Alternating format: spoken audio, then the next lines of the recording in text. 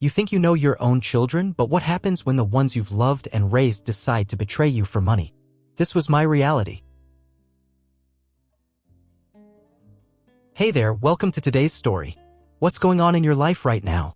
Whatever you're up to, take a moment, relax, and get ready for a story that's about to unfold. Today, we're diving into the life of a woman who's facing something she never expected: betrayal from her own children. Elizabeth Miller thought she knew her kids. But what happens when the people you trust most want to take everything from you? Have you ever felt like your world was turned upside down by those closest to you?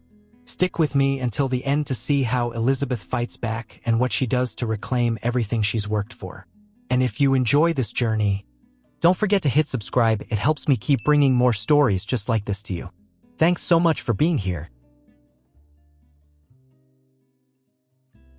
I never thought that the end of my marriage to Michael would be anything less than peaceful. The love we shared was forged over 4 decades of hard work, sacrifice, and raising 2 children on our modest farm in Millfield, Pennsylvania.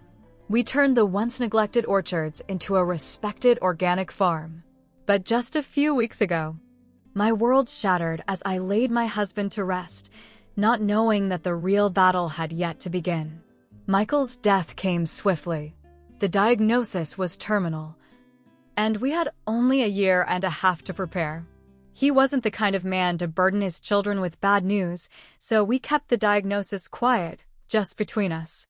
My son, Dylan, had moved to Boston years ago, building his career in finance, while Sophie, my daughter, had settled in Denver, chasing dream after dream that always seemed to collapse under the weight of her bad investments. But after Michael's passing, I was left alone to pick up the pieces. Or so I thought. The morning after the funeral, Dylan came to me, his voice colder than I expected. "Mom, I know this is hard, but we need to talk about the future," he said, sliding into the kitchen chair like he was about to make a business deal, not mourn the loss of his father. I stared at him, not understanding. "What future?" "The farm, the house," he continued, his words lacking empathy. "We need to think about selling it, maybe downsize. You can't manage this place on your own anymore." I was stunned. Michael and I had spent years cultivating this land. It was the heart of our family. Yet here he was, already talking about selling it off, like it was just another piece of property, something to be disposed of. Sophie, who had arrived late, chimed in, her voice syrupy sweet. "Mom, we were talking about this last night, and I think it might be time for you to move to Sunny Pines. It's a lovely place. You'll have everything you need." I felt my heart sink. Was this really happening? My children were planning my future without even consulting me. The idea of moving to a retirement community was unbearable. Yet they seemed so certain it was the best option for me. They weren't offering comfort, they were planning my exit from a life I'd built with Michael. The days following Michael's funeral were a blur of well-meaning condolences and whispers of sympathy from neighbors and old friends. People came and went from the house, dropping off casseroles and offering their condolences. But all I could feel was the overwhelming weight of silence, the empty chair at the dinner table, and the absence of my husband. It was the quiet that was unbearable, the quiet that only served to emphasize the truth. Michael was gone, and now I was alone. But that wasn't the hardest part. The hardest part was what came next. My children, the very ones I had raised with love and sacrifice, came to me not with tears, but with an agenda. It started innocently enough. Dylan arrived first. He had flown in from Boston, where he had settled years ago after college, and he came to the house with that familiar, confident air, the one that always seemed to say, "I know better than you." He sat down at the kitchen table, where we had shared so many family meals over the years, and immediately started talking about logistics. "Mom," he said, his tone practical, almost clinical, "we need to talk about the future. I've been thinking, it might be time to downsize the house. You can't manage this place on your own anymore." I blinked, shocked. "Downsize? What are you talking about, Dylan?" "This house is my home. Our family's home. Michael and I built it together. It's not just some property to sell off. But Dylan wasn't listening. His eyes weren't filled with grief or sympathy, but with that sharp, calculating look he had honed during his years in the finance world. He was already thinking about numbers, about selling off what he could, not about the life his father and I had built here. Mom, it's not about the house. It's about practicality. The orchard, the business, it's a lot of work. You're going to need help. We've talked about this before, and I think it's time we sell the land. There's a developer interested. We could get a good price for it, and you can move to Sunny Pines. Sunny Pines? I felt a pang in my chest at the mere thought of leaving this place. This was where I had spent the best years of my life, raising my children, building this farm, nurturing the land Michael had loved so much. I'm not going to any retirement community, Dylan, I said firmly. This is my home, and I won't just give it up for a check. But Dylan wasn't done. His expression shifted into something more insistent. Mom, I'm just trying to be practical here. You're not getting any younger, and this place is too much for you to handle alone. The business, the bills, the house, it's all going to fall apart without the right kind of management. I've been talking to some people and they think it's time to modernize the farm, make some changes. You've done great, but we need to think about the future.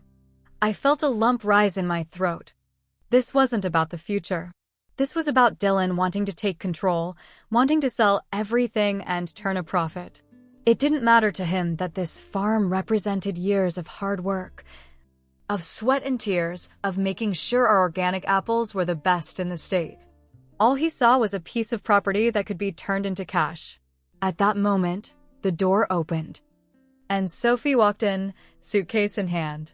She hadn't come to visit in months, and I had to admit, I was shocked to see her. Sophie had always been unpredictable. She'd tried her hand at various businesses, most of which had failed spectacularly, yet every time she hit a roadblock, she turned to her father and me for money. Always with the promise of a grand idea that would surely work next time. But this time, her arrival was different. She was quiet, her eyes reddened, and for a moment, I thought she might be grieving. But then she spoke, her voice sweet and polished, like it always was when she was about to ask for something. Mom, she said, her eyes darting between Dylan and me, we've been talking. Dylan's right. The farm, it's not practical for you to handle anymore. We found a place for you, a wonderful community just 2 hours from here. It's got everything you need, friends, activities, a real community. You'll love it. I stood there, stunned. You both think I'm going to just pick up and leave everything I've ever known, everything Michael and I built for some retirement community. Dylan cut in before I could say more. We've made arrangements, Mom. It's for the best. You can't keep running the farm by yourself. We need to think about your future. And this is the best option for you. It hit me like a ton of bricks. They were not offering comfort, not offering help, they were offering a plan. A plan that didn't include me, but rather a version of me that was easier for them to deal with. A version of me that didn't hold on to the past, didn't fight for the land, didn't care about the legacy Michael and I had worked so hard to build. In that moment, I realized that what I had been hoping was just a misunderstanding was, in fact, the truth. My children, the ones I had sacrificed for, raised, and loved, were not the people I thought they were. They were not interested in family. They were interested in convenience, in profit, and in their own futures. That night, after Dylan and Sophie left, I stayed up long after everyone had gone to bed. I couldn't stop thinking about what had happened. They weren't just asking me to leave the farm, they were planning to sell it, to tear apart everything Michael and I had worked for. I couldn't just sit back and let them do it. But what could I do? Michael had always handled the business side of things. He was the one who had fought for this land when it was barely profitable, who had poured his heart into making it sustainable. What was left for me? I wasn't a businesswoman. I was a mother, a wife, a caretaker of the land. Yet, as I lay in bed, staring at the ceiling, I realized something. I still had the land. I had a piece of this farm that neither Dylan nor Sophie knew about. Michael and I had bought it years ago, before we were married, when we were just starting out. It was a 20-acre plot, one of the most valuable parts of the farm, and it was in my name before I ever became Elizabeth Miller. The realization hit me like a bolt of lightning. My children thought they had taken everything from me, but they didn't know about this. This was my ace in the hole, the piece of land I could use to fight back. I spent the next few hours rifling through old paperwork, pulling out anything that could prove my ownership of the land. When I found the deed, I held it in my hands, and for the first time in days, I felt a sense of hope. I couldn't let them take it all. I wouldn't. I picked up the phone and dialed Vincent Hargrove, our family lawyer who had been handling our affairs for years. He'd known Michael before we even met, and I trusted him implicitly. "Vincent," I said, my voice shaky but determined, "I need your help. There's something I need to protect, and it's time I take back control." He agreed to meet with me the next day, and we began to devise a plan. I wasn't going to let my children rob me of my legacy. I would fight them in court if I had to, but I needed to be strategic. The day I realized I had a chance to fight back felt like the first day of spring after a long, brutal winter. The cold grip of betrayal still lingered in my chest, but now I had something to hold on to, something real. That night, as I sat alone in my dimly lit kitchen, I took a deep breath and looked at the papers in front of me. The deed to the 20 acres. The hidden treasure I'd kept safe from Dylan and Sophie. I wasn't going to just let them take everything without a fight. I had nothing to lose and everything to gain. I picked up the phone and dialed Vincent Hargrove. His voice was a welcome comfort, steady and familiar. "Vincent, it's Elizabeth. I need you to meet me tomorrow. There's something important we need to discuss." Vincent, who had been with Michael and me through every significant moment of our lives, agreed to meet me at his office the next morning. I knew he'd help me, but I also knew this wasn't going to be easy. I needed a solid plan, and I needed to move quickly. The developers weren't going to wait for me to make my move, and Dylan and Sophie were already thinking about what they could do with the money. The next day, I arrived at Vincent's office, a modest building with faded brick walls, but its unassuming exterior held a wealth of knowledge and experience. I sat down across from him, my mind racing with a million thoughts. "Elizabeth, what's going on?" he asked, his voice calm and composed. He had always been the one to reassure me, to offer clarity when things felt overwhelming. I pushed the papers across the desk to him. "I've found something. Something Michael and I had hidden, just in case. It's a 20-acre plot of land, one of the most valuable parts of the farm. And it's in my name. I'm not sure if Dylan and Sophie know about it, but I'm sure they'll try to take it from me." Vincent looked at the deed, his eyes narrowing slightly. He was silent for a long moment, scanning the document. "This is significant. This land gives you leverage, Elizabeth. If Dylan and Sophie are planning to sell the farm, they didn't account for this." I nodded, my heart racing. "I need to make sure they can't touch it. I don't care what happens to the rest of the farm, but this piece, this is my legacy, and I won't let them destroy it." Vincent tapped his pen against the desk thoughtfully. "We'll need to act fast. I'll file an injunction on the land to block any sale. We'll also need to freeze the business accounts to prevent them from moving money around." I felt a wave of relief wash over me. For the first time since Michael's death, I felt like I was taking control of something. I wasn't just sitting by, letting my children and the developers dictate my life. I was fighting for what was mine and for what was rightfully Michael's. The next few weeks were a blur of meetings, phone calls, and legal action. Vincent worked tirelessly, filing motions, securing the land, and making sure that Dylan and Sophie wouldn't be able to move forward with their plans. But I knew that wasn't enough. I needed to make them understand that their actions had consequences, and I needed to make them face the truth. I called in favors from the people who knew us, people who respected Michael and what we had built. Harold Winters from the bank froze the accounts, while Martin Adams, our trusted agricultural expert, reached out to the local environmental board to put a stop to the developer's plans. The community rallied behind me, offering their support.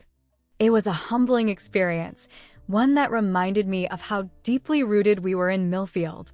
But the hardest part came when I had to face Dylan and Sophie. I had no idea what to expect, but I knew I had to confront them head-on. The day of the final confrontation arrived sooner than I expected. Dylan and Sophie came to Vincent's office, both looking disheveled and tired. They had been through the ringer, and their usual polished demeanor was gone. Dylan, dressed in a wrinkled suit, avoided my gaze, while Sophie, who had always been so composed, was on the verge of tears. But it didn't matter to me anymore. The time for emotions had passed. This wasn't about feelings, it was about justice.